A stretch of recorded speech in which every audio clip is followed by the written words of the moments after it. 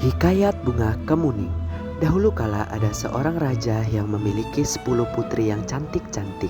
Sang raja dikenal sebagai raja yang bijaksana, tapi ia sibuk dengan kepemimpinannya. Ia tak mampu untuk mendidik anak-anaknya. Istri sang raja sudah meninggal saat melahirkan putrinya yang bungsu, sehingga anak sang raja diasuh oleh inang pengasuh. Putri-putri raja menjadi manja dan nakal dan tak mau membantu ayah mereka. Pertengkaran sering terjadi di antara mereka. Ke-10 putri raja diberi dengan nama-nama warna. Putri sulung bernama Putri Jambun, dan adik-adiknya diberi nama Putri Jingga, Putri Nila, Putri Hijau, Putri Kelabu, Putri Orange, Putri Merah Merona, dan Putri Kuning. Baju yang mereka pakai pun berwarna sama dengan nama mereka. Dengan begitu, sang raja yang sudah tua dapat mengenali mereka dari jauh.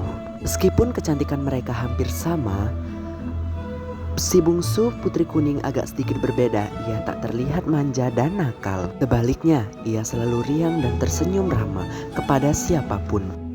Ia lebih suka berpergian dengan inang pengasuh daripada dengan kakak-kakaknya. Pada suatu hari, raja hendak pergi jauh dan mengumpulkan semua putrinya. Aku hendak pergi jauh dan lama. Oleh-oleh apakah yang kalian inginkan? 9 anak raja meminta hadiah yang mahal-mahal kepada ayahanda mereka. Lain halnya dengan Putri Kuning. Aku ingin perhiasan yang mahal. Aku mau kain sutra yang berkilauan. Putri Kuning berpikir sejenak lalu memegang lengan ayahnya. Ayah, aku hanya ingin ayah kembali dengan selamat.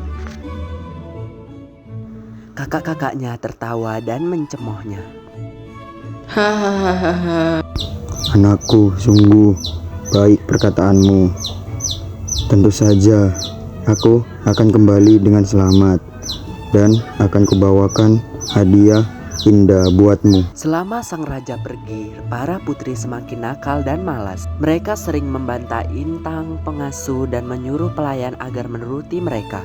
Karena sibuk menuruti para putri yang rewel itu, pelayan tak sempat membersihkan taman istana. Putri Kuning sangat sedih karena taman adalah tempat kesayangan ayahnya. Tanpa ragu, Putri Kuning mulai mengambil sapu dan mulai membersihkan taman itu. Daun-daun kering dirontokkannya, rumput liar dicabutnya, dan dahan-dahan pohon dipangkasnya hingga rapi. Semula, inang pengasuh melarangnya, namun Putri Kuning tetap bergegas membersihkannya. Kakak-kakak Putri Kuning yang melihatnya, adiknya menyapu tertawa keras-keras. "Lihat, tampaknya kita punya pelayan baru. Hai pelayan, masih ada kotoran nih." Taman istana yang sudah rapi kembali acak-acakan. Putri Kuning diam. Begitulah yang terjadi setiap hari sampai ayah mereka pulang.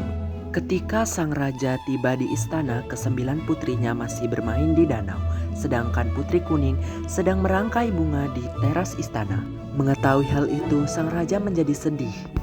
Ya anakku yang rajin dan baik budi, ayahmu mampu memberi apa-apa selain kalung batu hijau ini, bukannya warna kuning kesayanganmu. Sudahlah ayah, tak mengapa, batu hijau pun cantik. Lihat serasi benar dengan bajuku yang berwarna kuning.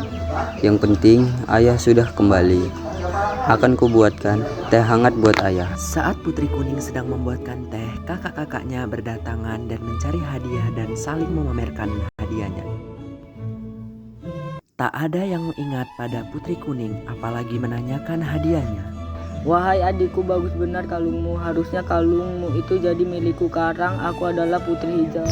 Ayah memberikannya kepadaku, bukan kepadamu. Mendengarnya, Putri Hijau menjadi marah. Ia segera mencari saudara-saudaranya dan segera menghasut mereka. Kalung itu milikku, tapi dia mengambilnya dari saku ayah. Kita harus mengajarinya berbuat baik, kata Putri Hijau. Mereka lalu sepakat untuk merampas kalung itu. Tak lama kemudian Putri Kuning muncul. Kakak-kakaknya menangkapnya dan memukul kepalanya. Tak disangka pukulan tersebut membuat Putri Kuning meninggal. Sepeninggalnya Putri Kuning, tumbuhlah bunga kuning yang harum dan indah di atas pusaranya, sehingga bunga tersebut dinamakan Bunga Kemuning. Dan raja pun meninggal karena kehilangan anak yang dikasihinya. Ia meninggal dikarenakan sakit. Tamat.